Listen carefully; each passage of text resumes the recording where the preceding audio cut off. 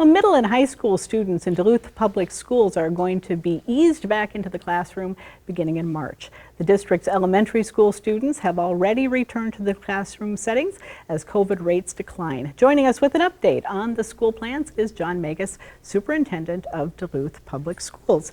And Superintendent, thank you so much for joining us. We appreciate it. Sure, thank you. It's a pleasure and honor to be here.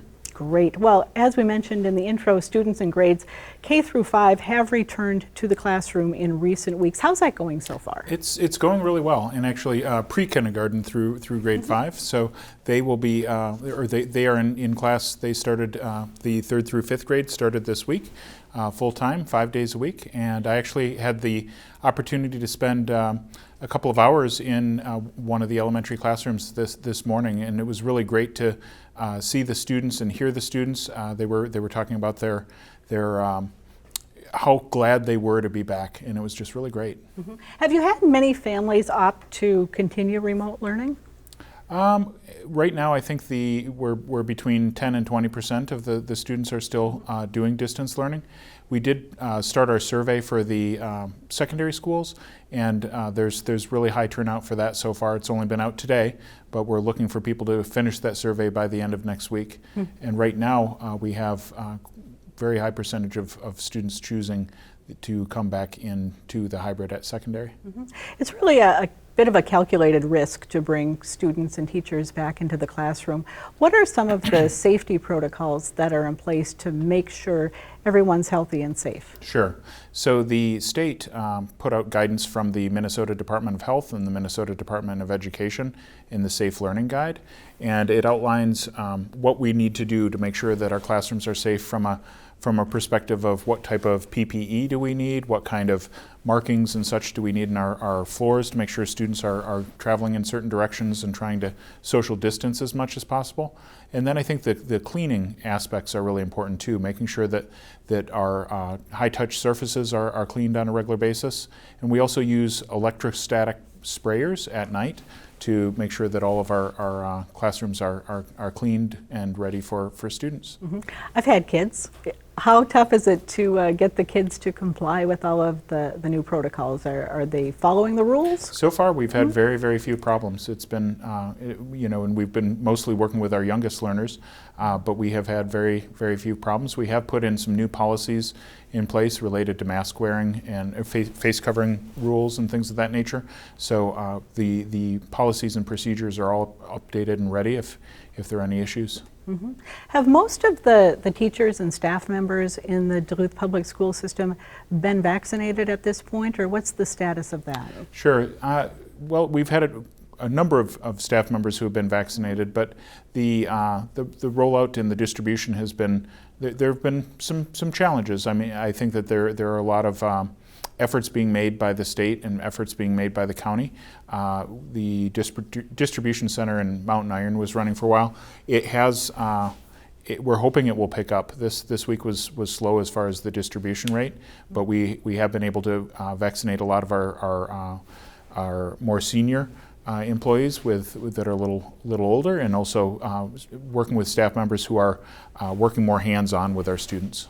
Has there been any pushback at all from the local teachers union in terms of wanting to delay that in-person learning? Well, they've expressed concerns about it pretty significantly, but I think we all join together in wanting our kids back. I think that the emphasis on safety is really important, and I think that it's always been a fine balance of thinking about learner needs and the safety of our students. And right now, what we've always tried to do throughout the pandemic is really closely follow the guidance of the state and the county. Some other districts have maybe deviated a little here or there, and we've chosen to follow the guidance tightly, and sometimes it's popular from one perspective and sometimes it's more popular from another.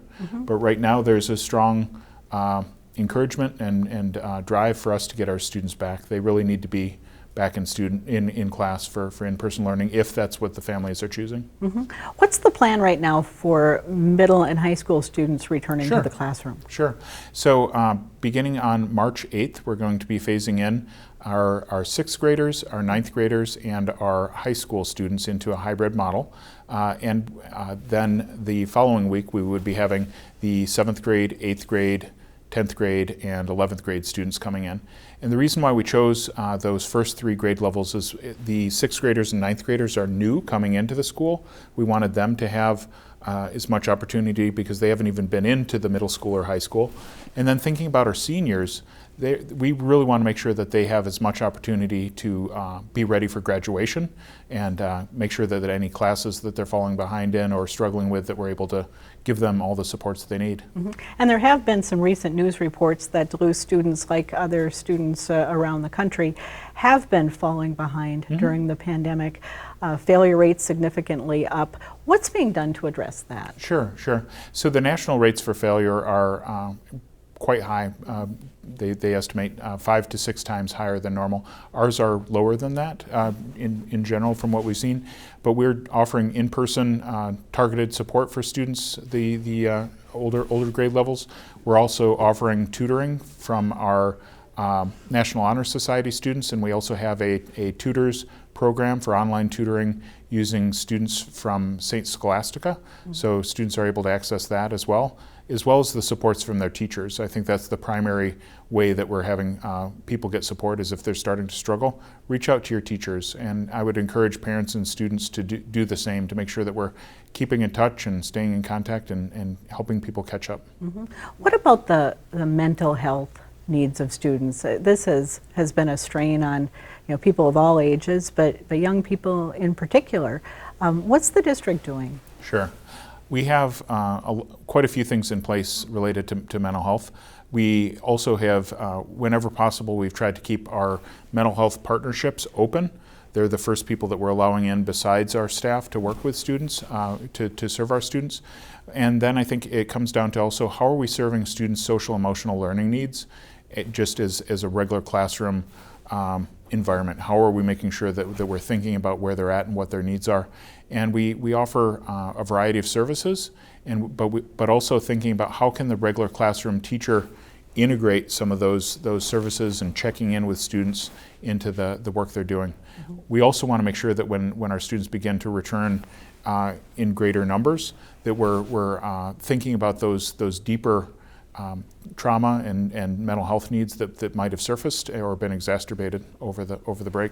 We have about 30 seconds or so left. Do you think that COVID-19 has permanently changed the way education is going to be delivered here in the Duluth district? Yes, I hope it is, because I think that returning to normal didn't always serve all students. And so when we think about what do we want education to look like, I want to make sure that we're really thinking about it from the greatest equity lens possible, and that we're really taking what we've learned through the struggle and applying it to teaching in new and better ways. All right. Well, Superintendent John Magas, thank you so much for joining us. It's a pleasure. We appreciate hearing about it, and good luck as you continue moving kids back into the and we're classroom. very thankful to the teachers, the staff, the parents, and our families for all their support too, and thank you. All right. Thanks.